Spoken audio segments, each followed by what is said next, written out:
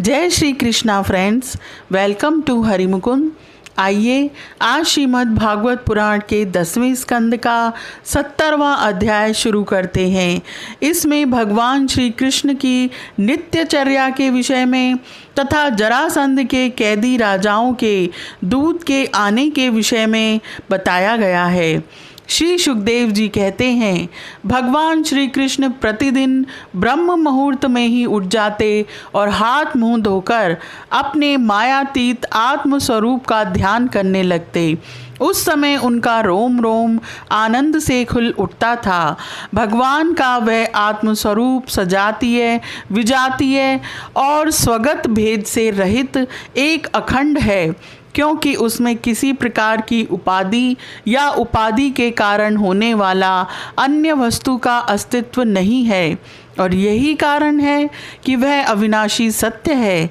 जैसे चंद्रमा सूर्य आदि नेत्र इंद्रिय के द्वारा और नेत्र इंद्रिय चंद्रमा सूर्य आदि के द्वारा प्रकाशित होती है, वैसे वह आत्मस्वरूप दूसरे के द्वारा प्रकाशित नहीं, स्वयं प्रकाश है। इसका कारण यह है कि अपने स्वरूप में ही सदा सर्वदा और काल की सीमा के परे भी एक रस स्थित रहने के कारण अविद्या उसका स्पर्श भी नहीं कर सकती। इसी से प्रकाशक भाव उसमें नहीं है। जगत की उत्पत्ति, स्थिति और नाश की कारणभूता ब्रह्म शक्ति, विष्णु शक्ति और रुद्र शक्तियों के द्वारा केवल इस बात का अनुमान हो सकता है कि वह स्वरूप एक रस सत्ता रूप और आनंद स्वरूप है। उसी को समझाने के लिए ब्रह्म नाम से कहा जाता है। भगवान श्री कृष्ण अपने उसी आत्म स्वरूप का प्रतिदिन ध्यान करते। इसके बाद वे विधि पूर्वक निर्मल और पवित्र जल में स्नान करते, फिर शुद्ध धोती पहनकर दुपट्टा ओढ़कर यथाविधि नित्य कर्म संध्या वंदन आदि करते। इसके बाद हवन करते और मौन होकर गायत्री का जाप करते। क्यों न हो, वे सत्पुरुषों के पात्र आदर्श जो हैं।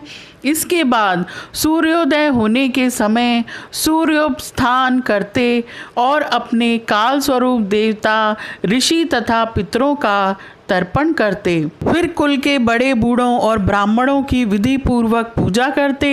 इसके बाद परम मनस्वी श्री कृष्ण दुधारू पहल ब्याई हुई बछड़ों वाली सीधी शांत गौओं का दान करते। उस समय उन्हें सुंदर वस्त्र और मोतियों की माला पहना दी जाती। सींग में सोना और खुरों में चांदी मढ़ दी जाती। वे ब्राह्मणों को वस्त्राभूषणों से सुसज्जित करके रेशमी वस्त्र, मृग चर्म और तिल के साथ प्रतिदिन 13,084 गौएं इस प्रकार दान करते। तदंतर अपनी विभूति रूप गौ, ब्राह्मण, देवता, कुल के बड़े बूढ़े, गुरुजन और समस्त प्राणियों को प्रणाम करके मांगलिक वस्तुओं का स्पर्श करते। यद्यपि भगवान के शरीर का सहज सौंदर्य ही मनुष्य लोक का अलंकार है, फिर भी वे अपने पीतांबर आदि दिव्य वस्त्र, कौस्तुभ आदि आभूषण, पुष्पों के हार और चंदन आदि दिव्य अंगराग से अपने को आभूषित करते। इसके बाद वे घी और दर्पण में अपना मुखारविंद देखते, गाय, बैल, ब्राह्मण और देव प्रतिमाओं का दर्शन करते। फिर पुरवासी और अंतःपुर में रहने वाले चारों वर्णों के लोगों की अभिलाषाएं पूर्ण करते और फिर अपनी अन्य प्रजा की कामना पूर्ति करके उसे संतुष्ट करते और इन सब को प्रसन्न देखकर स्वयं बहुत ही आनंदित होते। वे पुष्पमाला, तांबूल, चंदन और अंगराग आदि वस्तुएं पहले ब्राह्मण, स्वजन संबंधी, मंत्री और रानियों को बांट देते और उनसे बची हुई स्वयं अपने काम में लाते। भगवान ये सब करते होते तब तक दारूक नाम का सारथी सुग्रीव आदि घोड़ों से जुता हुआ अत्यंत अद्भुत रथ ले आता और प्रणाम करके भगवान के सामने खड़ा हो जाता। इसके बाद भगवान श्री कृष्ण सात्यकी और उद्धव जी के साथ अपने हाथ से सारथी का हाथ पकड़कर रथ पर सवार होते।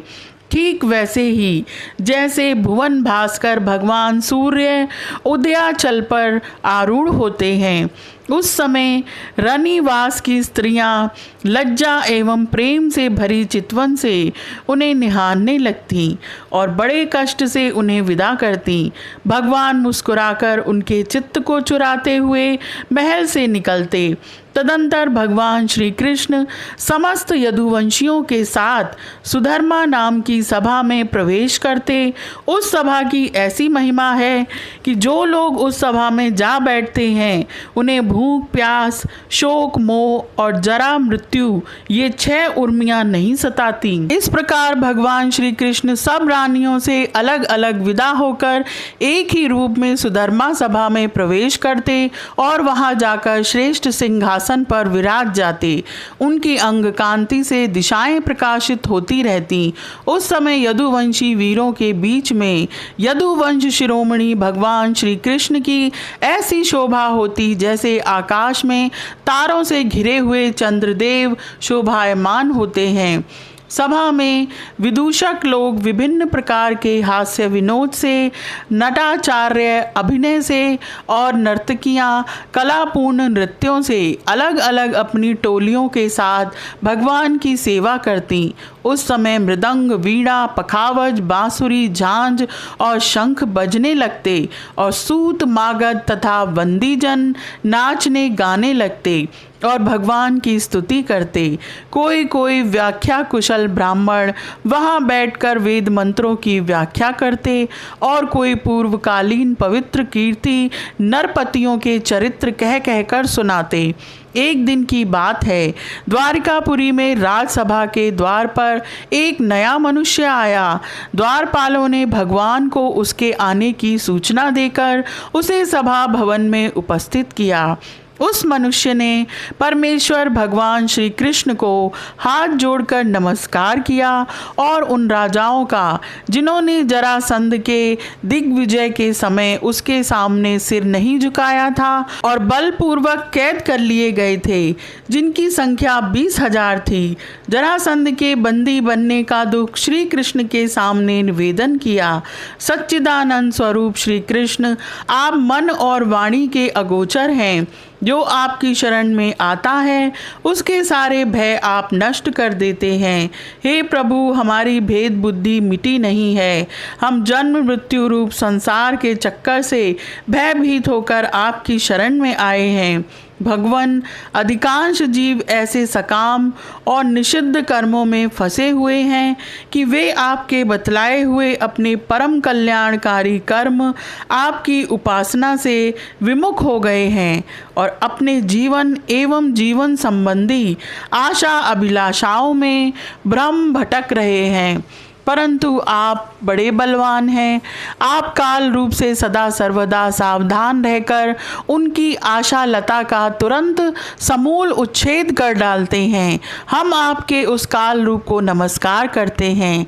आप स्वयं जगदीश्वर हैं और आपने जगत में अपने ज्ञान, बल आदि कलाओं के साथ इसलिए अवतार ग्रहण किया है कि संतों की रक्षा करें और दुष्टों को दंड दें।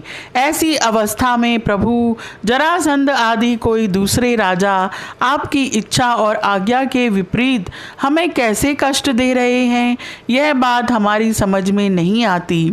यदि यह कहा जाए कि जरासंध हमें कष्ट नहीं देता, उसके रूप में उसे निमित्त बनाकर हमारे अशुभ कर्म ही हमें दुख पहुंचा रहे हैं, तो यह भी ठीक नहीं, क्योंकि जब हम लोग आपके अपने हैं तब हमारे दुष्कर्म हमें फल देने में कैसे समर्थ हो सकते हैं।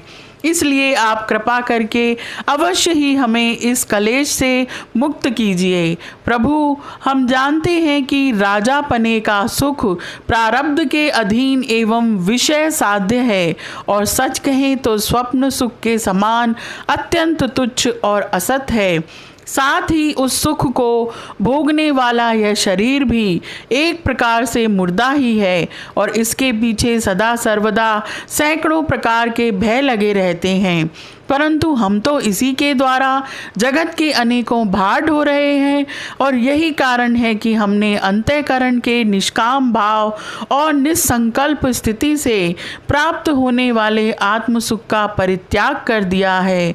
सचमुच हम अत्यंत अज्ञानी हैं और आपकी माया के फंदे में फंसकर क्लेश पर क्लेश भोगते जा रहे हैं। भगवान, आपके चरण कमल शरणागत पुरुषों के समस्त शोक और मोहों को नष्ट कर देने वाले हैं।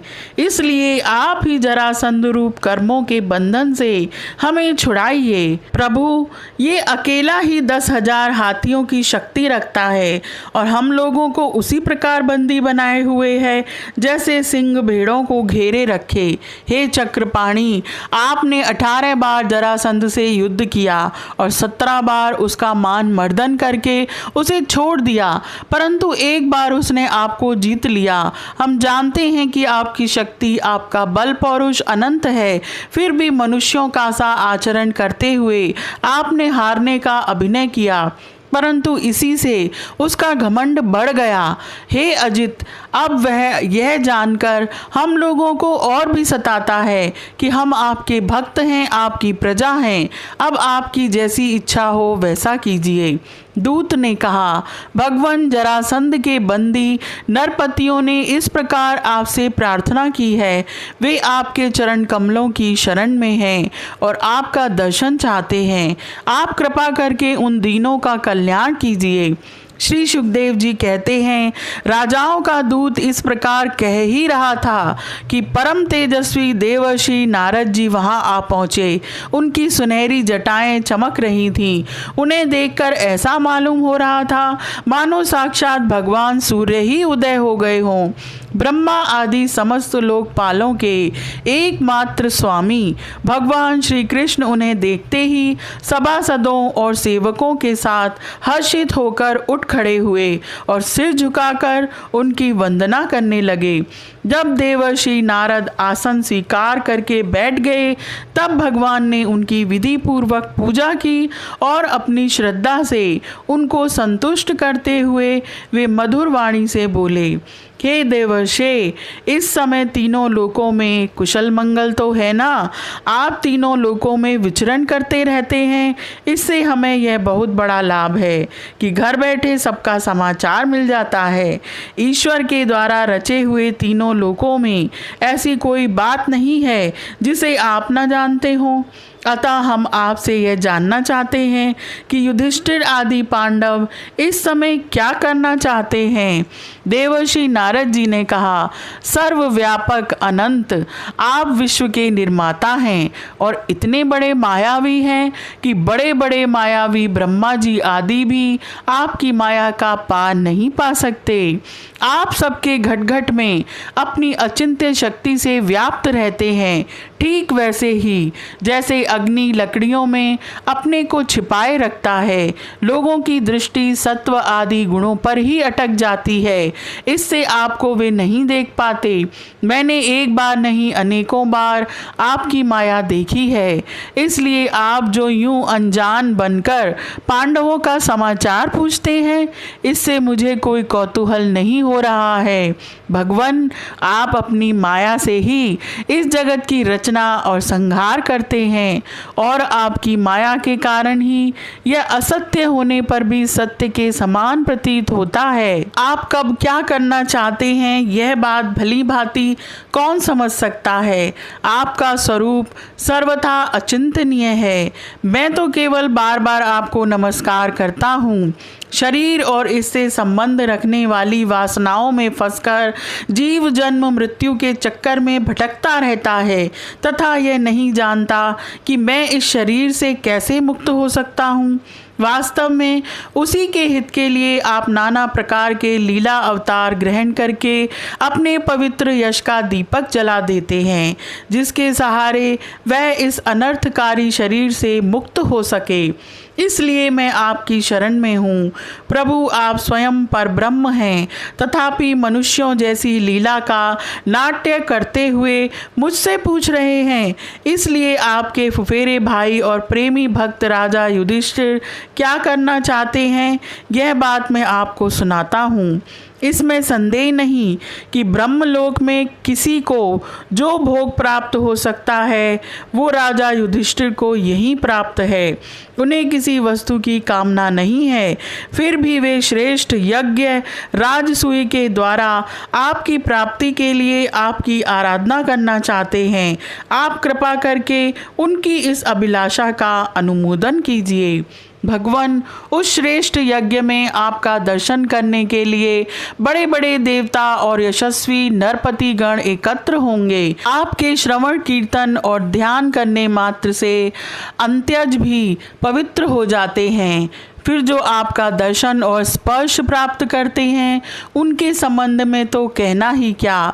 त्रिभुवन मंगल, आपकी निर्मल कीर्ति समस्त दिशाओं में छा रही है तथा स्वर्ग, पृथ्वी और पाताल में व्याप्त हो रही है।